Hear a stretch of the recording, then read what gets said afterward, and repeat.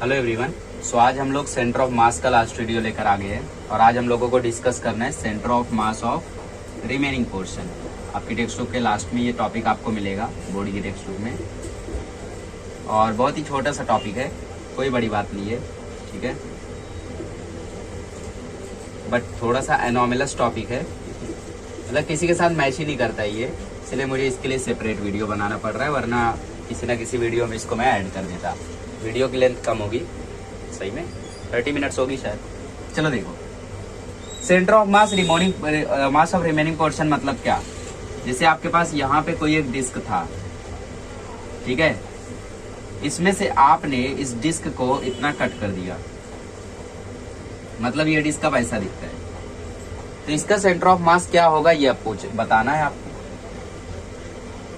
मतलब पहले आपकी ये डिस्क पूरी थी ऐसी, वाह क्या डिस्क है,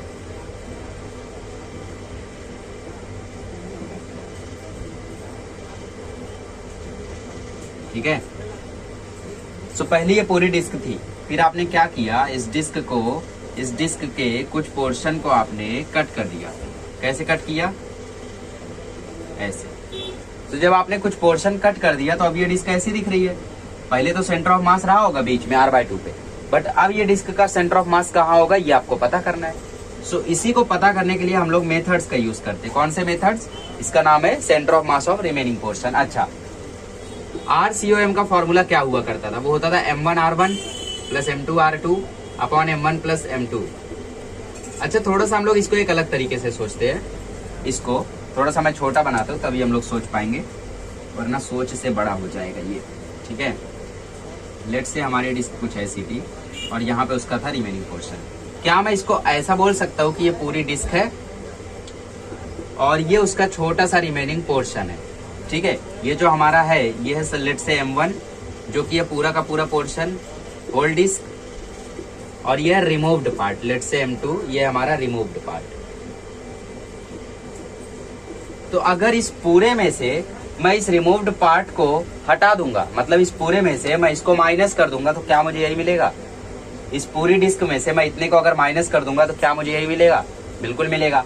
तो इसका मतलब मैं इसको ऐसा लिख सकता हूँ, RCOM is equal to m1 r1। अब इसमें से मुझे ये माइनस करना है, इसमें से मुझे ये माइनस करना है, इसमें से जब मैं इसको माइनस कर दूंगा तो मुझे ये मिल जाएगा, ये बोले तो ये, तो ये मिल जाएगा। सो m1 r1 minus m2 r2 upon m1 minus m2, ये हो गया centre of mass of remaining portion निकालने का फॉर्मूला। पर ये फॉर्मूला आप यूज ही नहीं करते। कौन सा यूज करते हो फिर? याद है आपको मैंने सिग्मा नाम की चीज पढ़ाई थी, मास पर यूनिट एरिया। सो मास को मैं क्या लिख सकता हूँ, सिग्मा ए। सो जहां जहां मास वहां सिग्मा ए लिख डालो। So sigma A1 r1 minus sigma A2 r2 upon sigma A1 minus sigma A2। यहाँ से मैंने सिग्मा कॉमन ले लिया, यहाँ से भी मैंने सिग्मा कॉमन ले लिया, सिग्मा सिग्मा कैंसिल हो गया, मतलब अब सेंटर ऑफ मास का एक और फॉर्मूला आ गया, A1 r1 minus A2 r2 upon A1 minus A2, A1 r1 minus A2 r2 upon A1 minus A2। तो centre of mass of remaining portion के दो फॉर्मूले हमने अभी तक देखे, एक है m1 r1 minus m2 r2 upon m1 minus m2, और इम्पोर्टेंट वाला A1 r1 minus A2 r2 upon A1 minus A2। ए क्या है, ए फॉर एप्पल, अरे एरिया है वो, ठीक है। फिर से बता दो, देखो हमारे पास ये डिस्क थी, इसमें से हमने इतना पोर्शन काट दिया तो हमारे पास ये डिस्क मिली। तो पहले तो इसका सेंटर ऑफ मास रहा होगा r/2 पे, बट अब इसका सेंटर ऑफ मास कहाँ गया ये हमारा क्वेश्चन है। इस रिमेनिंग पोर्शन का सेंटर ऑफ मास कहाँ गया ये हमारा क्वेश्चन है।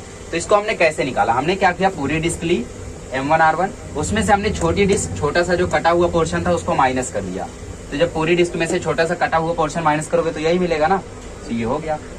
अब हमने सिग्मा की वैल्यू लिखी m/a, फिर m की वैल्यू आ गई सिग्मा ए, तो सिग्मा कॉमन लेके कैंसिल किया तो हमें नया फॉर्मूला मिल गया, A1 r1 minus A2 r2 upon A1 minus A2। कौन से फॉर्मूले से, ये सारे फॉर्मूले है इस वाले, पूरे मास में से आपने इतना गायब किया तो आपको ये मिल गया, ठीक है। चलिए अब क्वेश्चंस को प्रैक्टिस करते, आ जाएगा आपको समझ में, ठीक है। चलिए एक क्वेश्चन लेते हैं। लेट से आपके पास यहाँ पे एक यूनिफॉर्म प्लेट थी और वहां से आपने इतना एरिया काट दिया, ठीक है। सो आपको बताना है centre of mass of remaining portion. ये आपका क्वेश्चन है, ठीक है। और ये पूरी डिस्टेंस में ये छोटे वाली सर्कल की डिस्टेंस है r, ठीक है। चलो सो कैसे करेंगे, find the centre of mass of remaining portion.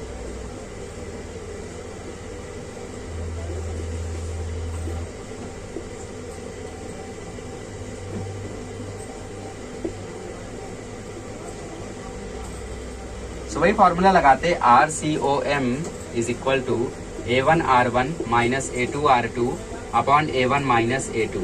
But हमें अब की बार दो फॉर्मूला लगाना पड़ेगा। कौन कौन सा? एक लगाना पड़ेगा XCOM के लिए, that is A1X1 minus A2X2 upon A1 minus A2, और एक लगाना होगा YCOM के लिए, ठीक है। दोनों लगाते देखो। सो हमें एक ओरिजिन भी मानना पड़ेगा। लेट से हमारा ओरिजिन यहाँ पर है 0,0, ठीक है। चलिए भाई, पूरा क्या है, एक सर्कल है। So XCOM is equal to A1 मतलब ये पूरा बॉडी, A1 मतलब इस पूरी बॉडी का एरिया, पूरी डिस्क का, पूरी प्लेट का area, pi r square into X1 कितना है 0, माइनस A2 मतलब इस छोटे से पार्ट का, इस छोटे से पार्ट का एरिया क्या होगा देखते हैं। अगर ये पूरा R है तो ये होगा R/2। अरे भाई ये पूरा R है, गड़बड़ी, छोटी सी गड़बड़ी, सॉरी फॉर दैट, ठीक है। ये पूरा लेंथ R है, ये पूरा का पूरा लेंथ R है। सो ये लेंथ कितना होगा छोटी वाली डिस्क का, वो होगा R/2। अरे मैं क्या पूछ रहा हूँ, मैं पूछ रहा हूँ रेडियस इसका। सो ये सेंटर है, सो ये डिस्टेंस कितनी होगी R/2। ये पूरा R क्या है, डायमीटर है इस छोटे से सर्कल का। बड़े सर्कल के लिए ये रेडियस है, बट छोटे सर्कल के लिए ये डायमीटर है, तो इसका रेडियस होगा R/2। सो पाई R/2 का स्क्वायर। अच्छा X2 कितना होगा, X2 मतलब ये होगा R/2। अरे भाई इसका सेंटर किधर होगा, R/2 पे ना, यहाँ पे सेंटर X2 R/2, ये होगा R/2 upon A1 minus A2, मतलब पाई R स्क्वायर में से आपको माइनस करना है पाई R/2 का स्क्वायर। चलो करते हैं। सो XCOM इज इक्वल टू, ये तो 0 हो गया, यहाँ पे देखो 2 2 जा 4 हो गया, और ये हो गया पाई R क्यूब। सो ये हो गया पाई R क्यूब अपॉन 4, और सबसे नीचे pi R square minus pi R square upon 4। So ये आ जाएगा pi R cube upon 4 whole divided by 4 1 जा 4 minus 1, so 3 pi R square upon 4। नहीं समझा? देखो हमने क्या किया, हमने यहाँ से R स्क्वायर अपॉन 4 किया, और 4 इंटू 2 8 किया, R square into R cube, 4 2 जा 8 किया, ठीक है। देखो अच्छा वो मैं आपको बताने लगा, और नीचे pi R square minus pi R square by 4 किया। अब क्रॉस मल्टीप्लाई किया हमने यहाँ पे 4 का इससे, तो 4 पाई R स्क्वायर, 1 का इससे तो 1 पाई R स्क्वायर, 4 पाई R स्क्वायर में से एक पाई R स्क्वायर गया तो 3 पाई R स्क्वायर, और 1 4 जा 4, 4 4 कैंसिल हो गया, सॉरी यहाँ पे 8 है ना, सो 4 2 जा 8 कैंसिल हो गया, ठीक है। सो ये आ गया पाई R क्यूब अपॉन 6 पाई R स्क्वायर। सो पाई पाई कैंसिल, स्क्वायर से पूरा R कैंसिल, इस पूरे से क्यूब कैंसिल। सो हमारा सेंटर ऑफ मास आ गया R/6 पे,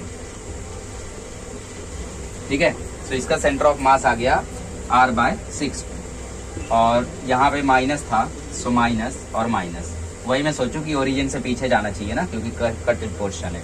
सो इसका जो सेंटर ऑफ मास है वो कुछ, ये ओरिजिन हमने माना था, तो इसका सेंटर ऑफ मास आया यहाँ पर माइनस R/6 पे, पीछे ओरिजिन के पीछे, ठीक है। सी हो गया XCOM। अब YCOM क्या आएगा, चलो वो भी निकालते, थोड़ा सा बैकग्राउंड स्टोर हो रहा है, I think, sorry for that, ठीक है। YCOM क्या आएगा देखो, A1 Y1 minus A2 Y2 upon A1 minus A2।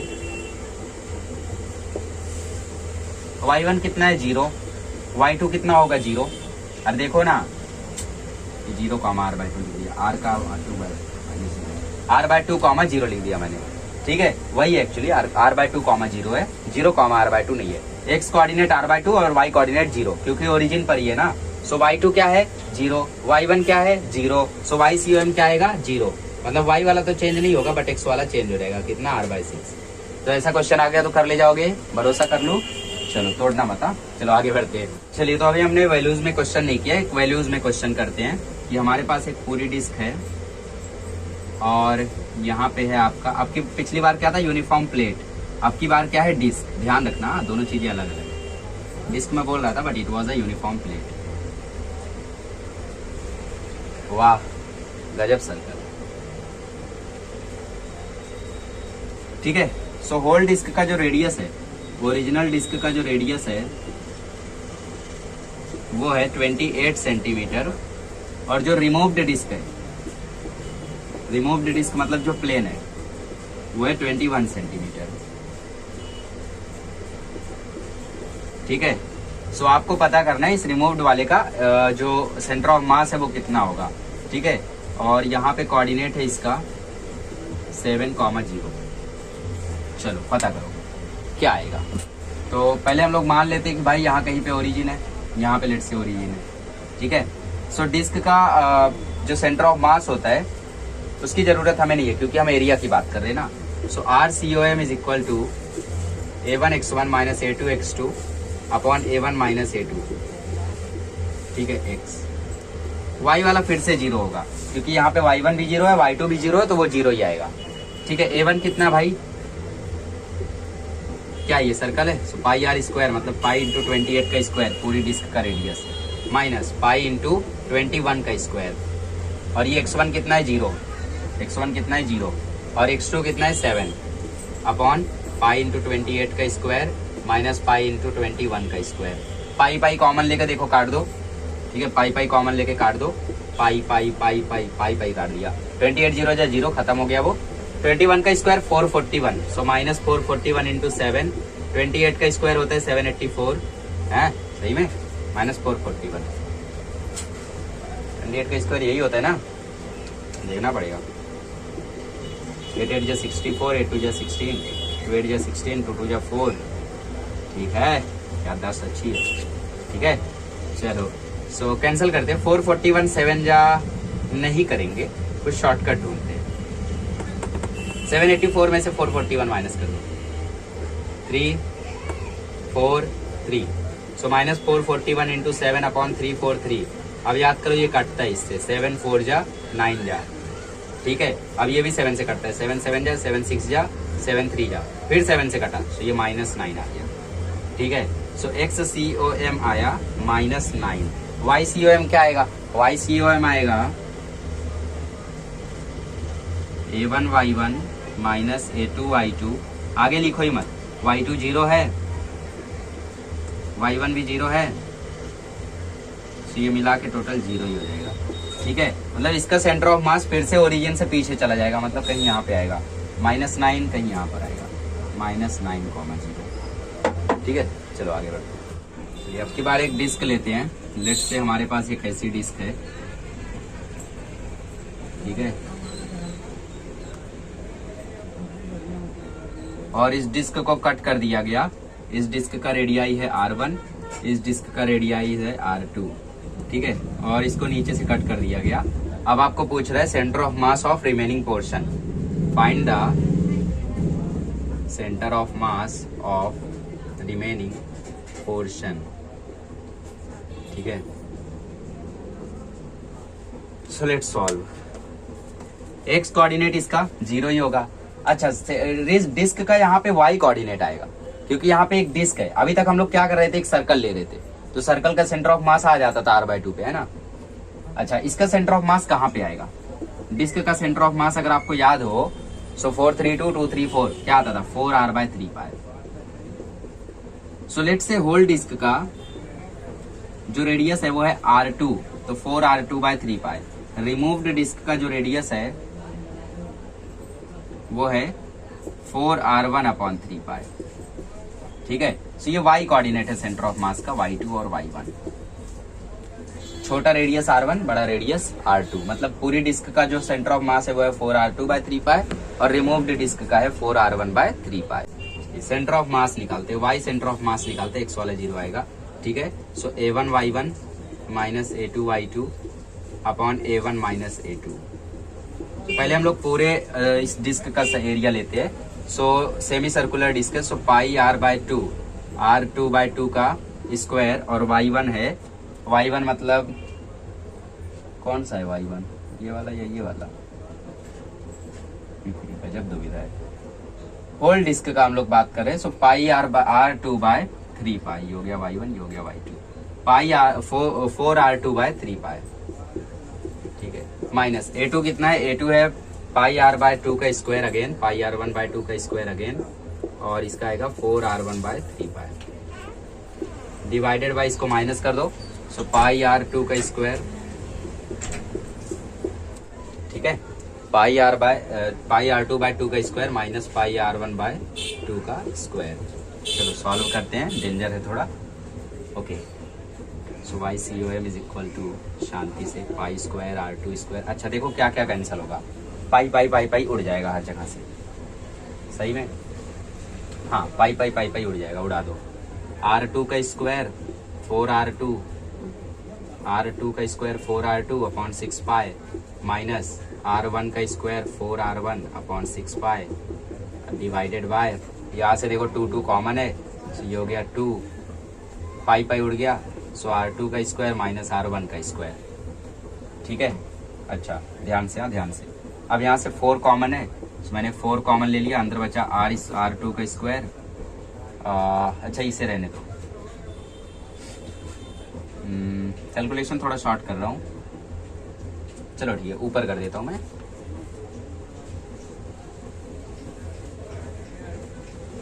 YCOM is equals to, यहाँ से क्या करते हैं हम लोग, 6 को कॉमन ले लेते हैं, मतलब कॉमन डिनोमिनेटर करेंगे, तो ये माइनस और ये 6 ऐसा हो जाएगा, अगले स्टेप में ऐसा लिख लो, ठीक है। तो 6π एक ही बार आ जाएगा, कॉमन डिनोमिनेटर है ना, सो 2 3 ये कैंसिल हो जाएगा, सो 3π नीचे आ जाएगा एक ही बार में सब। r2 का स्क्वायर 4r2 माइनस r1 का स्क्वायर 4r1 डिवाइडेड बाय, देखो इसने 2 को पहले काट दिया तो 3π हो गया, अब ये 3π जब कैंसिल हुआ तो इसके साथ आ गया, सो r2 का स्क्वायर माइनस r1 का स्क्वायर, ठीक है। सो 4 यहाँ से कॉमन ले लो, r2 का स्क्वायर इंटू r2 हो गया r2 का क्यूब, r1 का स्क्वायर इंटू r1 हो गया r1 का क्यूब डिवाइडेड बाय 3π r2 का स्क्वायर माइनस r1 का स्क्वायर, ये हो गया y centre of mass of remaining portion, ठीक है। चलिए तो अच्छे से कर लीजिए इसको। चलिए सो इसी के साथ लेक्चर को स्टॉप करते हैं, और हमारा सेंटर ऑफ मास भी कंप्लीट हो गया है। आगे के टॉपिक्स को मैं आपको एक बार बता देता हूँ। अगला टॉपिक है अपना कंजर्वेशन ऑफ मोमेंटम, शॉर्टकट में COM। फिर हम कॉलिजन्स की स्टडी करेंगे, ठीक है। कॉलिजन्स में हम 2-3 वीडियो करेंगे। पहले में हम पढ़ेंगे 1D कॉलिजन, और दूसरे में हम लोग पढ़ेंगे 2D कॉलिजन और इनइलास्टिक कॉलिजन्स। अगले लेक्चर में हम लोग पढ़ेंगे वो कॉलिजन्स जो प्रैक्टिकल लाइफ में होते हैं। प्रैक्टिकल लाइफ में मतलब जो असलियत में होते हैं। इलास्टिक कॉलिजन मतलब ऐसे कॉलिजन्स जो अज्यूम किया जाता है कि भाई ऐसा हुआ। इनइलास्टिक कॉलिजन भी अजम्पशन जैसा रहता है, मैक्सिमम रेयर केस में होता है। और फिर हम लोग इलास्टिक इनइलास्टिक के बीच वाला कॉलिजन पढ़ेंगे, ठीक है, जो कि प्रैक्टिकल कॉलिजन बोल सकते हो आप लोग उसको, रियल कॉलिजन, ठीक है। इसके बाद लास्ट वीडियो आएगा ऑब्लिक कॉलिजन पर। Oblique collision is the most important topic for JEE advance, नहीं जेई मेंस, ठीक है। फिर लास्ट टॉपिक हम लोग कवर करेंगे दैट इज टॉर्क, और यहाँ हमारा लॉज ऑफ मोशन खत्म हो जाएगा, ठीक है। कंजर्वेशन ऑफ मोमेंटम, कॉलिजन्स पे 4 वीडियो, और फिर एक टॉर्क पे, ठीक है। टॉर्क का आपको छोटा सा दिया हुआ है, और जितना आपकी बुक में दिया हुआ है सब कुछ कवर कर देंगे, ताकि आपको टॉर्क का जब बेसिक डेफिनेशन पता चल जाएगा, सो इलेक्ट्रोस्टैटिक्स, करंट इलेक्ट्रिसिटी, इलेक्ट्रोस्टैटिक्स और रोटेशनल मोशन, ये सारे चैप्टर में आपको ज्यादा दिक्कत नहीं आएगी। चलिए फिर इसी के साथ लेक्चर को एंड करते हैं और मिलते हैं अगले लेक्चर में। Thank you so much.